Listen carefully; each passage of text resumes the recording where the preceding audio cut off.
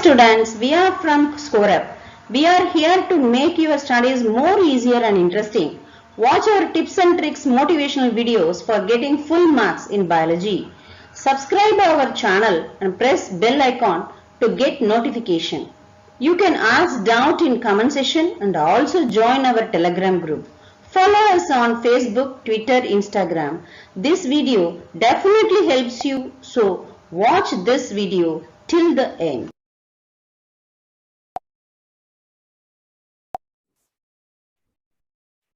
Good afternoon, students. நம்ம இந்த கிளாஸ்ல என்ன பார்க்க போறோம்னா, first of all நீட்டுக்கு என்ன தேவை அப்படின்னு பாத்தீங்கன்னா, how to read NCERT books. இது நம்ம வந்து கிளாஸ்ல நம்ம நிறைய பார்த்திருக்கோம். இருந்தாலும்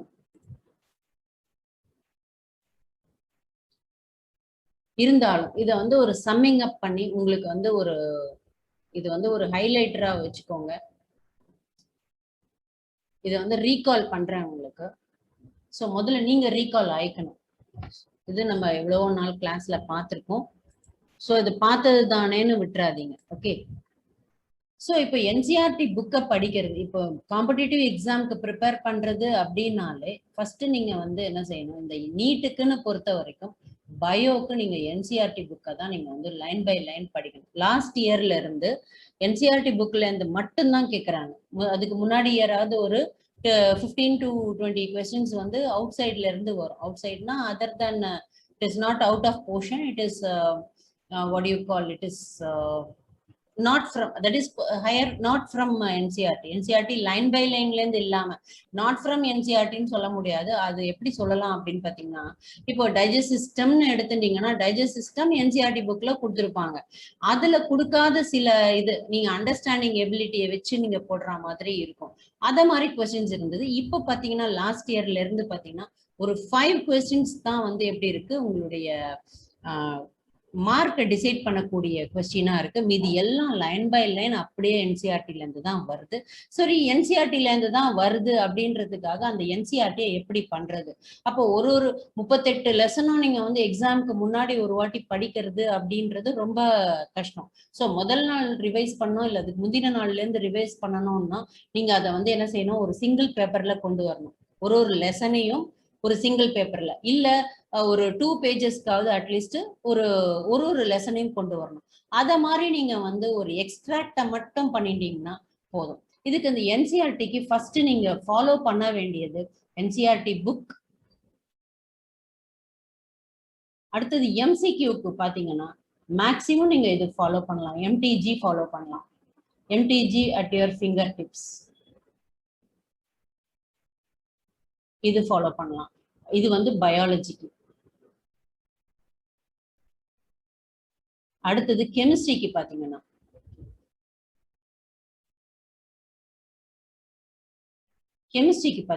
NCERT.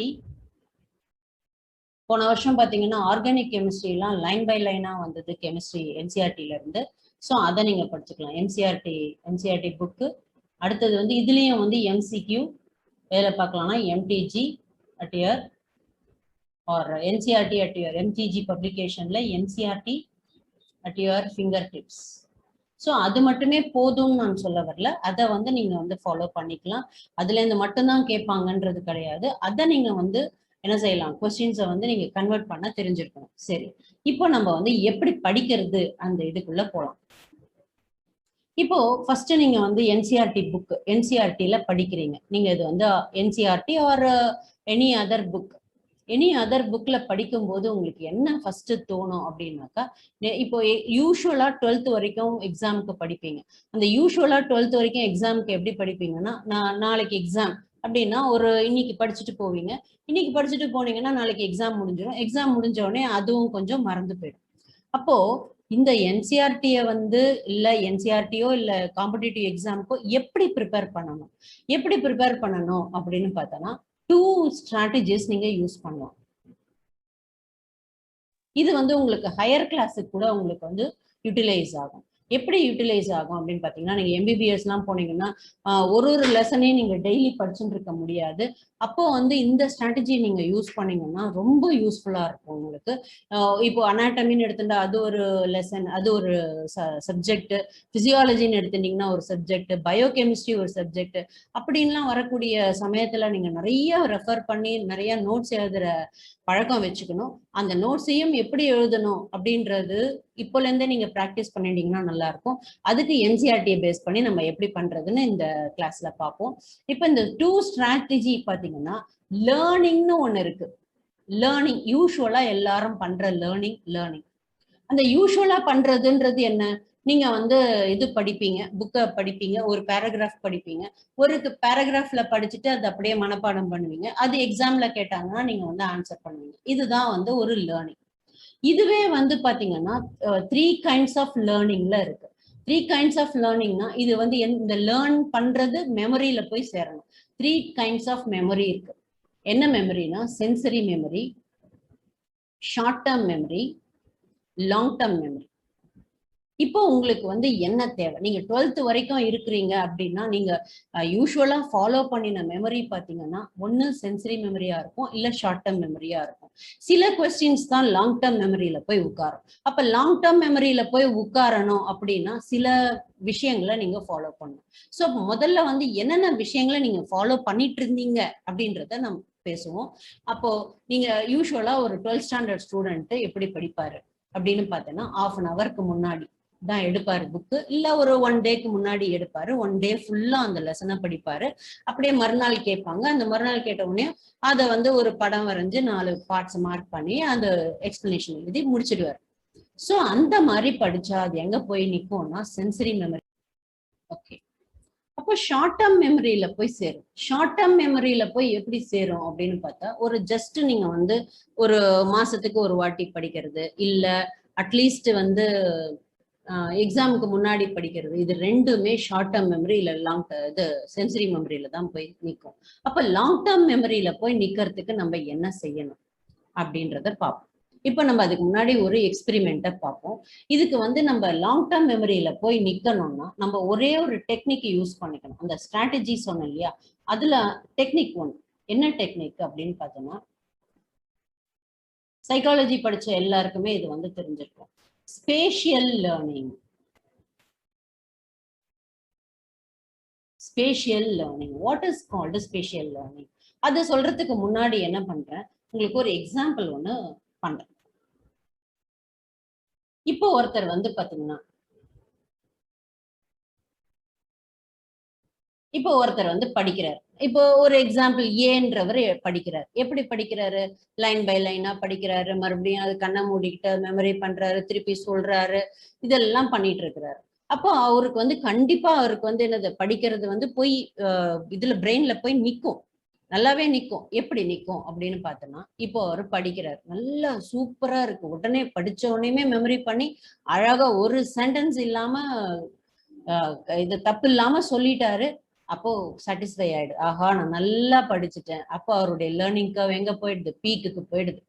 ஓகே, மறுநாளே டெஸ்ட் வச்சாதான் அவர் வந்து உடனே நல்லா எழுதுவார். மறுநாள் டெஸ்ட் வைக்கல அப்படின்னா என்ன ஆயிடும்? அவருக்கு ஃபர்கெட் ஆக ஆரம்பிச்சிடும். அப்போ மறுநாள் இல்ல, அடுத்த நாள் கொஞ்சம் கொஞ்சம் கொஞ்சம் கொஞ்சம் கொஞ்சோன்ட்டு அப்படியே ரெடியூஸ் ஆயிட்டு மறந்தே போயிடும். ஸோ அந்த ஒரு டாபிக் என்ன பண்றீங்க, படிச்சீங்கன்னா அது மறுநாளைக்கு என்ன அன்னைக்கு வந்து நல்லா இருக்கு, மறுநாள் அடுத்த நாள்னு வரும்போது அந்த கர்வ் என்ன ஆகுது? டிக்ரீஸ் ஆயிட்டே வருது. அது பேர் தான் ஃபர்கெட்டிங் கர்வ்னு பேர். அந்த ஃபர்கெட் ஆயிட்டே போகுது. ஸோ கொஞ்ச நாள்ல அது காணா போயிடுது. சரி, அடுத்த மாசம் உட்காந்து படிக்கும்போது ஃபர்ஸ்ட்ல இருந்து படிக்கிற மாதிரியே இருக்கு. அதே இது என்னடா இது நம்ம படிச்ச மாதிரியே இல்லையே, மறுபடியும் ஃபர்ஸ்ட்ல இருந்து படிக்கிற மாதிரியே இருக்கே. அந்த மாதிரி ஒரு ஃபீலிங் வந்ததுன்னா நீங்க படிக்கிற மெத்தடு கரெக்ட் இல்ல அப்படின்னு அர்த்தம். அப்போ நீங்க வந்து உங்களுடைய மெமரியில எங்க போய் நிக்குது? ஷார்ட் டேர்ம் மெமரியில தான் போய் நிக்குதுன்னு அர்த்தம். அப்போ உங்களுடைய pattern of reading, pattern of learning, சில பேருக்கு வந்து கத்தி படிச்சானாக்கா மைண்ட்ல வரும். இப்போ 3 டைப் ஆஃப் லேர்னர் இருக்காங்க: ஆடிட்டரி, விஷுவல், கைனஸ்தெட்டிக். இப்ப இந்த ஆடிட்டரி லேர்னர் அவங்க கத்தி படிச்சாதான், அந்த காதுல வாங்கிண்டாதான் அவங்களால வந்து பண்ண முடியும். அப்போ நீங்க என்ன பண்ணிக்கலாம், நீங்க படிக்கிறத அப்படியே ரெக்கார்ட் பண்ணிக்கலாம். ரெக்கார்ட் பண்ணிட்டு அதையே திருப்பி திருப்பி கேட்கலாம். அதுக்கு தான் நம்ம வந்து என்ன செஞ்சிருக்கோம், ஆடியோ, அதாவது NCERT line by line audio போட்டிருக்கேன். அதையும் பாருங்க. அதே போல என்சிஆர்டி லைன் பை லைன் எக்ஸ்பிளைனும் பண்ணியிருப்பேன். அந்த இதுவும் பாருங்க. அது ஆடிட்டரி லேர்னருக்கு யூஸ்ஃபுல்லா இருக்கும். விஷுவல் லேர்னர் அவங்களுக்கு வந்து பார்த்தாதான் இதுவா இருக்கும். பார்த்தாதான் அப்ப பார்த்து படிச்சீங்கன்னா தான் உங்களுக்கு யூஸ்ஃபுல்லா இருக்கும். கைனஸ்தெட்டிக் லேர்னர், கைனஸ்தெட்டிக் சில பேர் எழுதி பார்ப்பாங்க.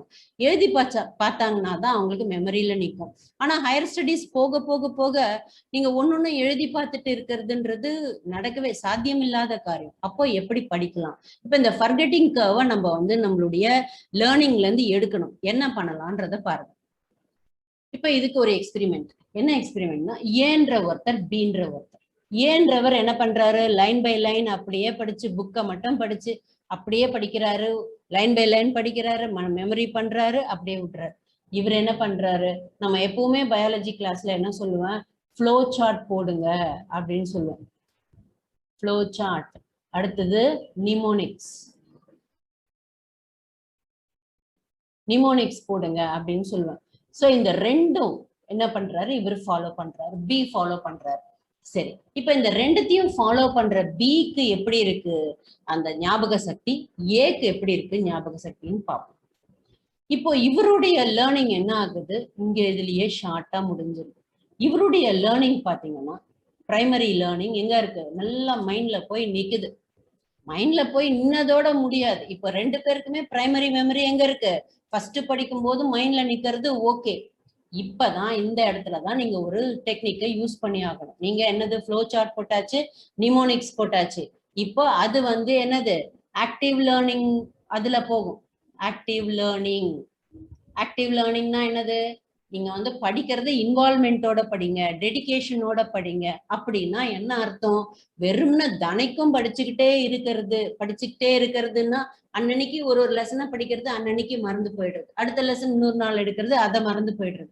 அப்போ ஞாபகம் வச்சுக்கிறதுக்கு ஒரு டெக்னிக் தான் என்னது, நிமோனிக்ஸும். சில பேர் வந்து டேபிள்ஸ் போடுவாங்க, சில பேர் ஃப்ளோ சார்ட் போடுவாங்க, அடுத்தது நிமோனிக்ஸ் போடுவாங்க. இதெல்லாம் யூஸ் பண்ணி படிச்சீங்கன்னா அந்த லேர்னிங்க்கு பேரு தான் ஆக்டிவ் லேர்னிங்னு பேரு. அப்போ அது மெமரி, லாங் டேர்ம் மெமரியில போய் நிக்கிறதுக்கு உனக்கு வந்து ஈஸியா இருக்கும். இது ஆக்டிவ் லேர்னிங்ல சேர்ந்தது. இப்போ இந்த பிரைமரி லேர்னிங் இதெல்லாம் பண்ணி என்ன பண்ணிடுறீங்க, ஃபர்ஸ்ட் டைம் படிச்சிடுறீங்க. இப்ப படிச்சது நிக்கணும் மைண்ட்ல. எப்படி நிக்கிறது அப்படின்னு பாத்தீங்கன்னா, அந்த இடத்துலதான் என்ன செய்யணும், ஸ்பேஷியல் லேர்னிங், ஸ்பேஷியல் டெக்னிக்கை யூஸ் பண்ணணும். ஸ்பேஷியல் டெக்னிக்கை தான் என்ன செய்யறாங்க, இதெல்லாம் யூஸ் பண்ணாதான் என்ன செய்ய முடியும், நம்மளால 650 ஆர் 720, 650ல இருந்து 720 வாங்கணும்னா டெஃபினட்டா இந்த ரெண்டு மெத்தடும் நீங்க யூஸ் பண்ணீங்கன்னா, ரெண்டு டெக்னிக்கையும் யூஸ் பண்ணனா டெஃபினட்டா உங்களால 720 அவுட் ஆஃப் 720 வாங்க முடியும். இனிஷியல் ஸ்டேஜ்ல இதை இம்ப்ளிமெண்ட் பண்றதுக்கு கொஞ்சம் கஷ்டமா இருக்கும். ஸோ ஃபர்ஸ்ட் ஒரு வாரம் நீங்க அதை வந்து இம்ப்ளிமெண்ட் பண்ணி ஆரம்பிச்சிட்டீங்கன்னா அடுத்தது ஈஸியாயிடும் உங்களுக்கு. இப்ப அது எப்படி இம்ப்ளிமெண்ட் பண்றதுன்னு பாருங்க. இப்போ ஸ்பேஷியல் லேர்னிங் ஒருத்தர் அந்த பி வந்து பண்றாரு. என்ன பண்றாரு, டே 1ல அதே பீக்ல தான் இருக்கு, டே 2ல பண்றாரு அதே பீக்ல தான் இருக்கு, டே 7ல பண்றாரு அதே பீக்ல தான் இருக்கு. அப்போ அந்த மெமரி வந்து என்ன இருக்கு, அதே பீக்ல தான் என்ன இருக்கு, அந்த மெமரி இருக்கு, இறங்கல. அப்போ எப்படி படிக்கணும் அப்படின்னு பார்த்தோன்னா, ஒரு கான்செப்ட படிக்கிற அப்படின்னா அந்த ஒரு கான்செப்ட டே 1ல படிக்கணும். டே 1ல படிச்சத டே 2ல படிக்கணும். அடுத்தது ஒரு வாரம் கழிச்சு கண்டிப்பா அதை ரிவைஸ் பண்ணியே ஆகணும். அப்பதான் அந்த மெமரியில நிற்கும். அப்போ நீ வந்து படிக்கிறது, இப்ப இந்த அரேஞ்ச்மெண்ட்டை நீங்க எடுத்துட்டீங்க, 1 to 7 இதுக்கு பேர் தான் ஸ்பேஷியல் லேர்னிங்னு பேர். ஸ்பேஷியல்னா ஸ்பேஸ் விடணும். முதல் நாள் படிச்சதை கண்டிப்பா அடுத்த நாள் ரிவைஸ் பண்ணியே ஆகணும். அதுக்குதான் நான் சொல்றது, எப்பவுமே நான் உங்களுக்கு சொல்லுவேன், கிளாஸ்ல வந்து நீங்க அன்னைக்கு ஒரு நாள் ஃபுல்லா கிளாஸ்லன்றது இல்ல, morning 4 o'clock ஆரம்பிக்கிறீங்கன்னா morning 4 o'clock to 9 o'clock வரைக்கும் என்னென்ன படிச்சீங்க அப்படின்றத ரீகால் பண்ணுங்க. டே 1ல ரீகால் பண்ணுங்க, அடுத்தது டே 2ல ரீகால் பண்ணுங்க. அந்த போர்ஷனை டே 7ல ரீகால் பண்ணுங்க. டெஃபினட்டா இது போய் என்ன செய்யும், லாங் டேர்ம் மெமரியில போய் உட்காரும். லாங் டேர்ம் மெமரியில போய் உட்கார்ந்ததுன்னா ஈஸியா இருக்கும். அப்ப இந்த மாதிரி இந்த ஸ்பேஷியல் லேர்னிங்க நீங்க எப்படி படிச்சுக்கணும் பாத்தீங்கன்னா, இத மாதிரி படிச்சீங்கன்னு வச்சுக்கோங்க. இத மாதிரி படிச்சீங்கன்னா it will take time. So அப்ப அந்த ஒரு லெசனையே தான் நீங்க என்ன பண்ண முடியும், படிக்க முடியா இருக்கும். 1ஆம் நாள், 2ஆம் நாள், 7ஆம் நாள், அதுக்கே உங்களுக்கு வந்து என்ன ஆயிடும், 3 நாளும் அந்த ஒரு லெசனுக்கே இல்ல 2 லெசனுக்கே நீங்க வந்து ஸ்பெண்ட் பண்ற மாதிரி இருக்கும். அப்ப அதுக்கு நீங்க என்ன பண்ணணும், இந்த மெத்தட், இவர் பண்ற மெத்தட நீங்க ஃபாலோ பண்ணீங்கன்னா டெஃபினட்டா என்ன செய்ய முடியும், ஒரு 1.5 or 2 பேஜஸ்ல நீங்க கொண்டு வந்துட்டு இவர் இந்த அவர் என்ன பண்ணாரு, ஃப்ளோ சார்ட் ஃபாலோ பண்ணாரு, நிமோனிக்ஸ் ஃபாலோ பண்ணாரு, டேபிள்ஸ் ஃபாலோ பண்ணாரு.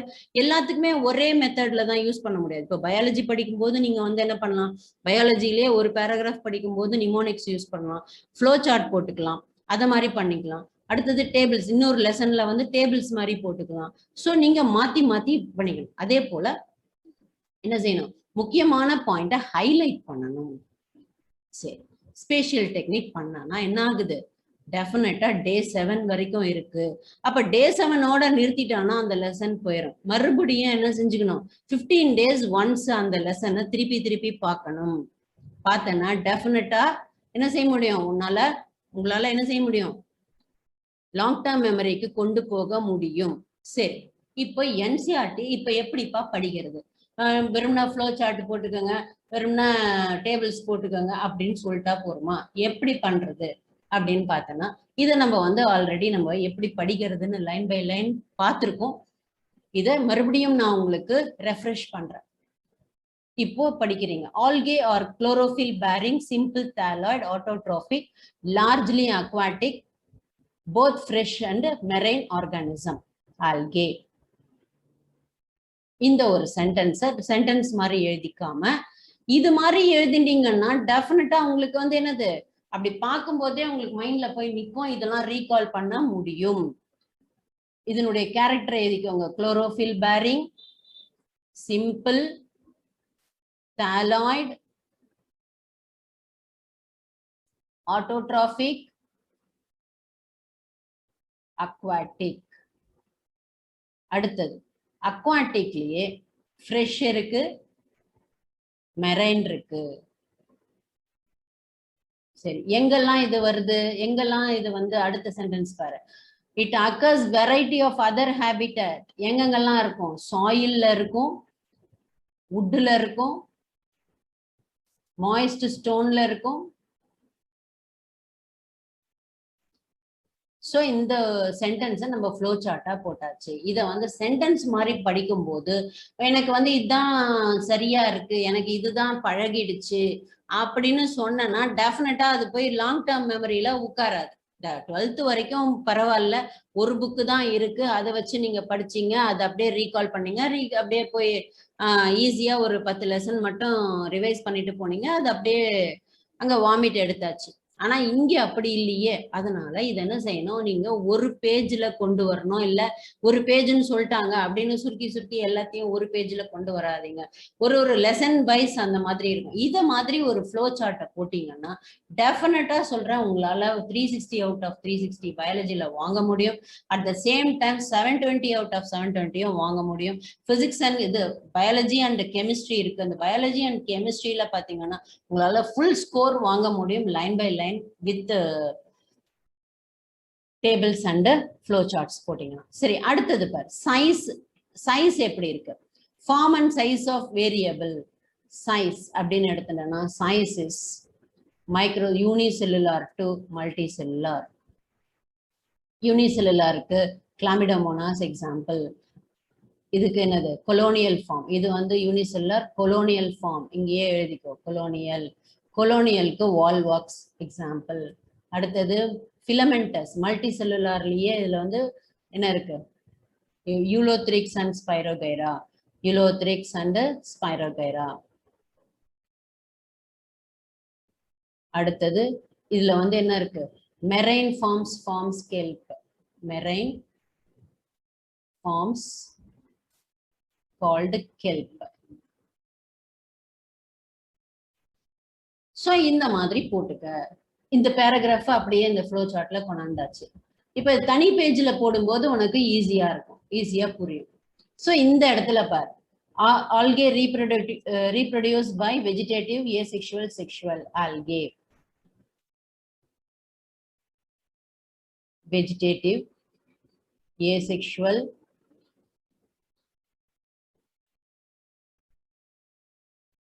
sexual வெஜிடேட்டிவ் ரீப்ரொடக்ஷன்ல இது நான் வந்து எப்பவுமே கிளாஸ்ல நடத்தும் போது இந்த மாதிரி ஃப்ளோ சார்ட் போடுங்கன்னு சொல்லுவேன். நீங்க சில பேர் போட்டிருக்கீங்களா போடலையான்னு எனக்கு தெரியல. பட் இதனுடைய இம்பாக்ட் என்னன்றது உங்களுக்கு தெரியல. சரி மேம் ஃப்ளோ சார்ட் போட சொன்னாங்க, ஃப்ளோ சார்ட் போட்டு நம்ம பழக்கத்தை நம்ம ஏன் மாத்திக்கணும், நம்ம அப்படியே படிப்போம், ஹைலைட் பண்ணி படிப்போம் அப்படின்னு சில பேர் வந்து ஹைலைட் மட்டும் பண்ணிட்டு படிக்கிறாங்க. அப்படி படிக்கும் போது யூ ஃபேஸ் சம் ப்ராப்ளம். டெஃபினட்டா ரீகால் பண்ணும்போது ப்ராப்ளம் கண்டிப்பா வந்துதான் ஆகும். அப்ப அத வந்து நீ ஏன்னா அந்த லெசன் ஃபுல்லா உன்னால என்ன ப்ராப்ளம் வரும், டெஸ்ட்டுக்கு முன்னாடி இப்ப நான் ஒரு 10 லெசன் கொடுக்குறேன் அப்படி டெஸ்ட்டுக்கு அப்படின்னா உங்களால என்ன செய்ய முடியாது, 10 லெசனையும் உங்களால ஃபுல்ஃபில் பண்ண முடியாது. அதுல வந்து ஒரு 3 லெசன்ஸை விட்டுட்டு போயிடுவீங்க. அடுத்தது கெமிஸ்ட்ரியில பாத்தீங்கன்னா அதுல ஒரு 5 லெசன் அப்படி அந்த மாதிரி விட்டுட்டு போற நேச்சர் வந்துடும். அப்போ ஃபுல்ஃபில்லா உங்களால மார்க் வாங்க முடியாது. ஈவன் தோ உங்களுக்கு நீங்க நல்லா படிச்சிருக்கீங்க அந்த லெசனை அப்படின்னா கூட மார்க் வாங்க முடியாததுக்கு ரீசன் என்ன, லாஸ்ட் மினிட்னா ஒரு எக்ஸாமுக்கு ஒரு 2 days முன்னாடியே நீங்க வந்து அதை ரிவைஸ் பண்ணல. ரிவைஸ் பண்ணாதான் நம்மளுக்கு ஸ்டோர்டு மெமரியில இருந்து அது ரீகால் பண்ண முடியும் நம்மளால. அதுக்கு இந்த flow chart is very very efficient method. Next பாத்தீங்கன்னா asexual reproduction by zoospore formation. எதெல்லாம் வந்து zoospores, அடுத்து எதெல்லாம் வந்து asexual sporesன்றதையும் நீங்க வந்து இதுல மென்ஷன் பண்ணிக்கலாம். அடுத்து வந்து செக்ஷுவல் ரீப்ரொடக்ஷன் வந்து ஃபியூஷன் ஆஃப் கேமெட்ஸ். அடுத்து வந்து such reproduction is called isogamous. இப்போ இந்த இடத்துல வந்து செக்ஷுவல் ரீப்ரொடக்ஷன்ல 3 டைப்பா இருக்கு. என்ன 3 டைப்? ஒன்னு ஐசோகேமஸ், தென் அனைசோகேமஸ், தென் ஊகேமஸ். இது வந்து எதுல வருது, கிளாமிடோமோனாஸ்ல. மெயினா கிளாமிடோமோனாஸ்ல 3மே வருது. ஐசோகேமஸ்னா similar gametes, example Chlamydomonas. Anisogamous example இது வந்து என்ன சொல்லலாம், ஐசோகேமஸ்க்கு எக்ஸாம்பிள் ஸ்பைரோகைரா சொல்லலாம். ஸோ இத மாதிரி நீங்க எக்ஸ்ட்ராக்ட் பண்ணுங்க. ஊகேமஸுக்கு example Volvox and Fucus. So இப்போ இதை பார்க்கும்போதே உங்களுக்கு வந்து டக்னு உங்களால ரீகால் பண்ண முடியும். அந்த ரீகால் பண்ண முடிஞ்சதுனாலே உங்களுக்கு ஒரு கான்ஃபிடென்ட் வரும். ஓகே ஸ்டூடெண்ட்ஸ், ஸோ இந்த மெத்தடை வந்து நீங்க ஃபாலோ பண்ணுங்க. ஃபாலோ பண்ணி டெஃபினட்டா நீங்க வந்து லாங் டேர்ம் மெமரியில கொண்டு போய்க்கங்க. ஸோ இதை வந்து ஸ்பேஷியல் லேர்னிங்கும் எடுத்துக்கோங்க, ஆக்டிவ் லேர்னிங்கும் எடுத்துக்கோங்க. ஸோ இப்போ இதை வந்து படிச்சாச்சு. இன்னொரு விஷயம், இதுல வந்து இந்த மாதிரி சென்டென்ஸை வந்து நம்ம என்ன செஞ்சிருக்கோம், இதுல போட்டோம், இதுல ஃப்ளோ சார்ட்ல போட்டோம், டேபிள்ஸ்ல போட்டோம், நிமோனிக்ஸ் போட்டோம், எல்லாம் போட்டோம். அடுத்தது என்ன பண்ணணும் அப்படின்னு பார்த்தோன்னா, டெஃபினட்டா இதை அப்படியே எப்படி பண்ணணும், தியரி பிளஸ் எம்சிக்யூ. எம்சிக்யூவும் இதுவும் சேர்ந்ததுன்னா மட்டும்தான் சக்சஸ். அது லாங் டேர்ம் மெமரியில போகும். ஸோ இது ரெண்டுத்தையும் சேர்த்து படிக்கிறது தான் பேர் என்னன்னு பேரு, active learning. So 2 strategy use பண்ணிக்கோ, active learning and spatial learning. Spatial learning கண்டிப்பா ஃபாலோ பண்ணு.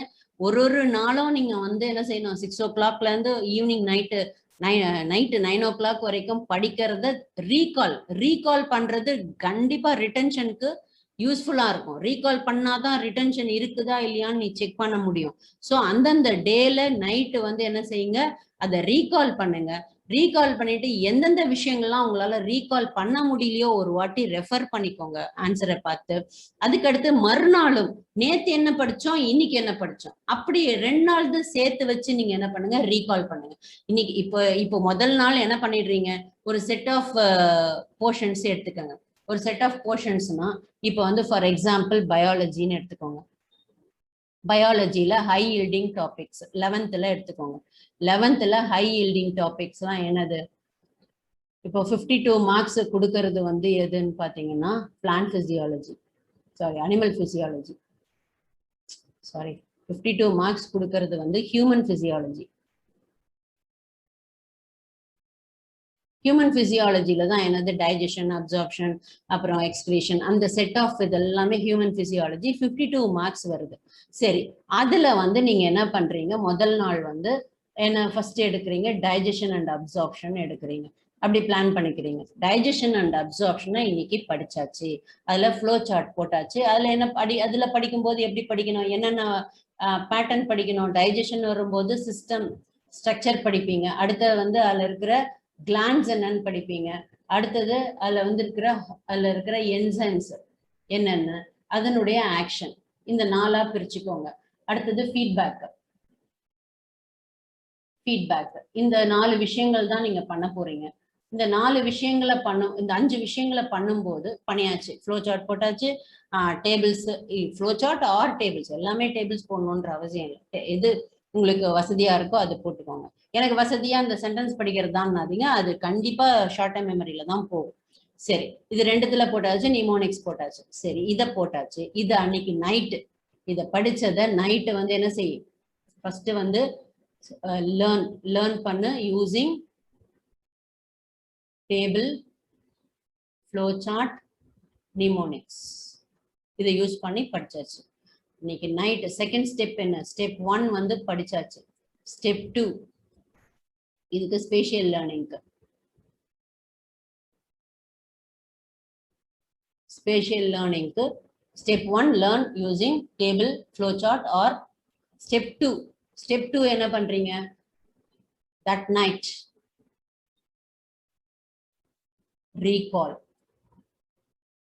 recall டெஃபினட்டா ரீகால் பண்ணணும். இம்பார்ட்டன்ட் ஸ்டெப் இது, ரீகால் பண்ணி ஆகணும். Step 3 next day again read concept. Okay, same concept of the same lesson கான்செப்ட படிங்க. 4th step என்ன பண்ண போறோம், அடுத்தது that night, அந்த டே, அந்த நைட், அந்த டேனுடைய நைட்ல ரீகால் பண்ணியாச்சு. ஸோ இந்த லெசனை வந்து 7th டே ஸ்டெப் 5, 7th டே again read இது கான்செப்ட் ஏதோ. அப்போ என்ன ஆகும், ஃபர்ஸ்ட் டைம் படிக்கும்போது உங்களுக்கு 3 hours ஆகும், இல்ல 2 hours ஆகும். இப்போ செகண்ட் டைம் வந்து படிக்கும்போது 1 hour ஆகும். அந்த டே 7ல படிக்கும்போது நீங்க 1/2 hourல படிச்சிருவீங்க. ஸோ இதை வந்து கன்க்ளூட் பண்ணி சிங்கிள் பேஜுக்கு கொண்டு வாங்க. ஸோ ஸ்டெப் 6 7th டேல நைட் ரீகால். இவ்வளவுதான் ஸ்டெப்ஸ். இந்த மாதிரி ஸ்டெப்ஸை ஃபாலோ பண்ணீங்கன்னா இது வந்து என்னது 1 to 7 ஸ்பேஷியல் லேர்னிங். இந்த ஸ்டெப்பை ஃபாலோ பண்ணீங்கன்னா definitely you will achieve long term memory. Long term மெமரியில போச்சுனாலே ரிட்டன்ஷன் நல்லா இருக்கும். அதை வந்து எக்ஸாம் டயத்துல உங்களால ரீகால் பண்ண முடியும். எக்ஸாம் டயத்துல ரீகால் பண்ணணும்னா இது எல்லாமே சேர்த்து கான்செப்ட் பிளஸ்